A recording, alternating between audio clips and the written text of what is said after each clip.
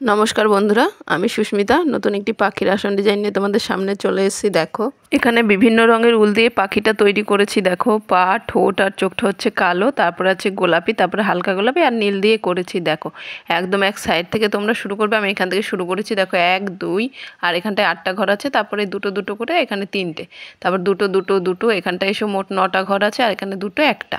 পাটা কমপ্লিট হয়ে যাওয়ার পর তোমরা এই ঘরটা করবে হালকা গোলাপি কালারের উল দিয়ে করবে, এটা তাহলে ভালো হবে।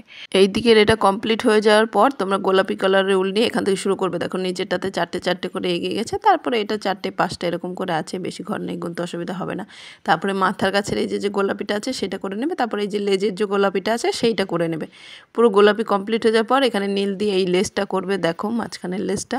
তারপরে এই পালকটা করে নেবে। এই পালকটা কমপ্লিট হয়ে যাওয়ার পর এই যে এই দিকের যেটা আছে সেটা করে নাও। দেখো তারপরে এই হালকা রঙের উল দিয়ে এটা করে নাও। একটা দুটো করে ঘর আছে, মাথায় 4টে আছে দেখো, আর এইদিকে একটা দুটো, আর মাঝখানে এখানটায় চোখটা হয়ে যাওয়ার পর ঠোঁটটা করে নেবে। তারপরে সেম এটা তারপরে পুরো কমপ্লিট হয়ে যাবে। পুরো লুকটা কেমন হয়েছে তোমরা জানিও। ভিডিওটি ভালো লাগলে লাইক করো, শেয়ার করো, আর নতুন নতুন আরও ভিডিও দেখার জন্য চ্যানেলটি সাবস্ক্রাইব করে রেখো। সকলকে অনেক অনেক ধন্যবাদ।